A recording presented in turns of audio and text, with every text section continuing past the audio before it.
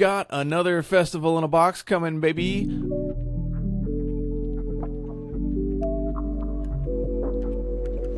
We've got Festival in a Box coming back, and it's got everything you wanted in the box except less. According to the FAQ, they put in the release announcement, we're going to get a bunch of promo cards, we're going to get a secret lair, those things are pretty normal, and we're getting Mystery Booster 2, we're getting a whole box of that, so all that stayed the same, but it doesn't seem to be like they're including any collector boosters in it this time, so the kind of 3 fun extra, hey, just crack these for value packs that they put in the previous festival in a box, not getting them this time. No chaos draft, no boosters, no nothing.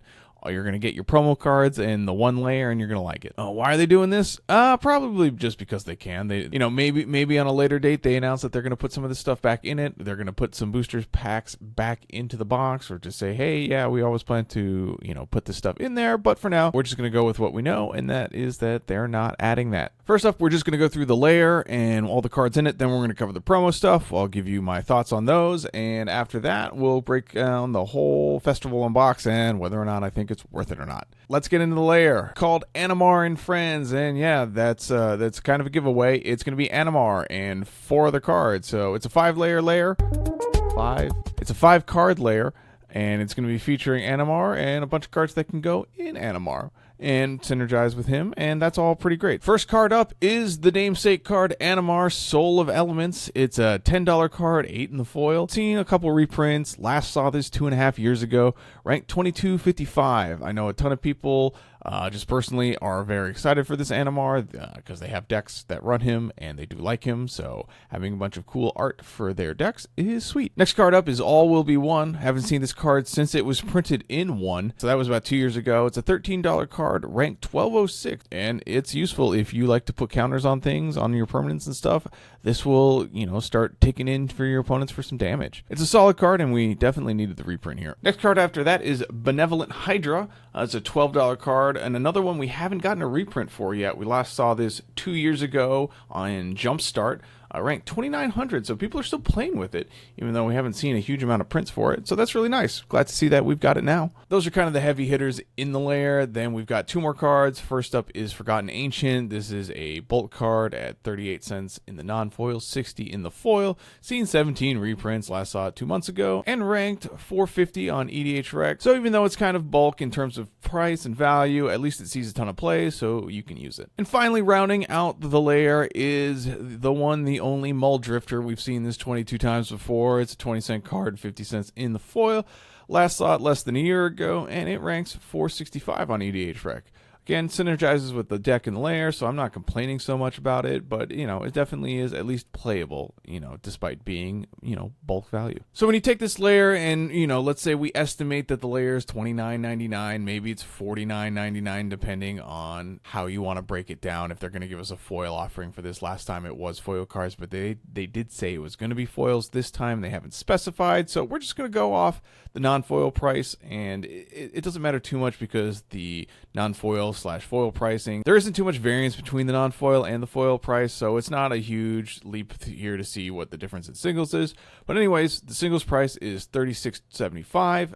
So yeah, it's honestly a solid offering. If they were just to offer this as a layer standalone for this price, I'd be pretty happy with it. In terms of rating, this layer gets a 5 for financial. As we saw, it is a little over in terms of what they're asking for, or would ask for if it was just a standalone. This comes down to about a 4 if they do offer it in the foil. We're just going to assume that it's non-foil based on what they've said on the website. Playability is a 4. All these cards see a ton of play except for, I think, Animar itself, which is, but if you're playing Animar, you're going to play all these cards, so that feels pretty good. Art, I gave a 3. I really, really like some of these cards. I don't really care for some of the other ones, but shout out to the little animals sweating it in the Benevolent Hydra art. I think that's pretty cute. So let's compare this to the last festival in a box layer that we got. That was Lil Legendaries. That had a 2 for the financial, 3 for playability, 4 for the art, so it totaled only a 2.4.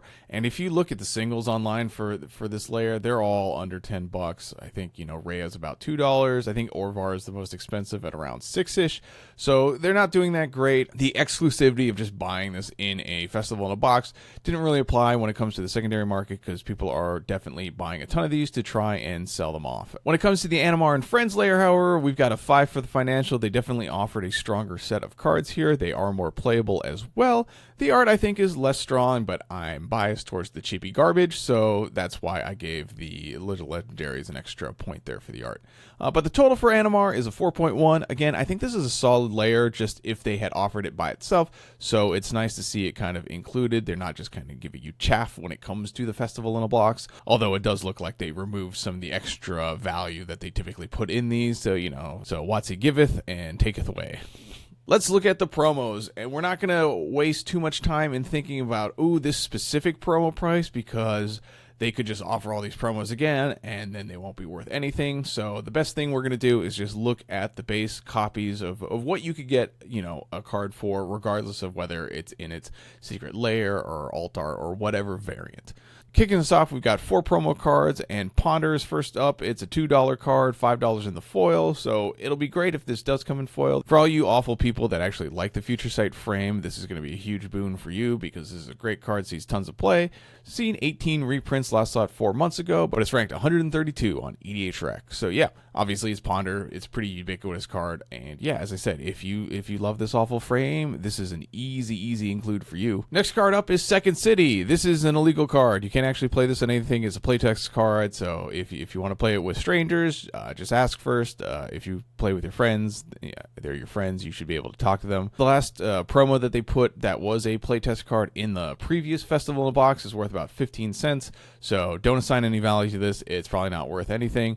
Second City, it's a land, it's a town, makes a colorless mana, and you can add 1 mana of any color to cast your second spell for a turn, and then you make a food token called a deep dish pizza, which I hesitate to call food, but hey, it's what's written on the card, so there you go. After that, we've got Sarah the Benevolent, 2 benevolent cards in 1 box. Oh baby. It's a $4 card in non-foil, $8 in the foil. Seen only a couple reprints, last saw it 6 months ago in the mystery booster box. So this literally comes in the box that they're selling you. You also just get another promo card of Sarah the Benevolent. So yeah, that's what that is. Ranked 49.64 on EDH Rec. And the reason you probably even looked at this layer in the first place, we've got the first sliver. This is a big promo, $40. Only seen 2 reprints, last saw it a little over a year ago, ranked 37 on EDH Rec. This is a widely played commander. People love to build their slivers decks. This is typically the lead if it's not Morphon. We haven't seen a ton of reprints for it, so this is a big promo include. Typically, as I said, the promos do go down to probably what their base variants are, but luckily this is a $40 base copy because they just didn't print a ton of it. So if you're looking at stats wise for the promo cards, I'm not going to assign a value here because it's not really a layer. They're just promos. They come with the whole price of the box. But the promos are worth $47.62. The first sliver carrying near enough all of that price. So let's talk Festival in a Box pricing. We're getting a Mystery Booster 2 box. We're getting these promos. We're getting the layer. Layer we think is decent value. The promos honestly much better than last time. Last time we had a Source of Plowshares, a Ponder, a Plains, and a playtest card. All of those have dropped to basically whatever those cards are worth at their base copy variants because they just started handing them out. So if they do that with these, hopefully these promos retain a little value. Obviously, Ponder is always a sought-after card, even though it's only a few bucks. But the first sliver is hugely wanted, and I think this will retain its price decently well. Definitely more than anything else here. If we look at the Mystery Booster 2, we can see that it's currently going for about $380. So, hey, that's a great deal. If they sell this for $249.99 like they did last time, this is a great deal with some caveats. So, obviously, if you just look at it face value, you snag it, you want to crack these packs, you want to, just have a good time maybe drafting Mystery Booster 2, I think that's great. I think the layer is worth it. I think at $249.99, I think that's a great price.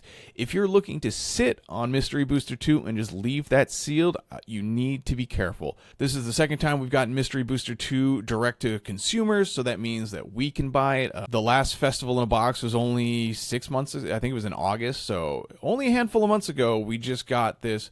And this is just the first of Magic Cons. They had Mystery Booster 2 drafts at SCG Con. I imagine they will continue that trend throughout the year. I don't know how many Festival in a Boxes we're going to get, but I imagine we'll probably get 1 for every Magic Con. So we're probably going to get 3 of these drops this year, potentially. I'm not saying that they're gonna, but there is the potential for us to get up to 3. So this one and 2 other drops in terms of Festival in a Box.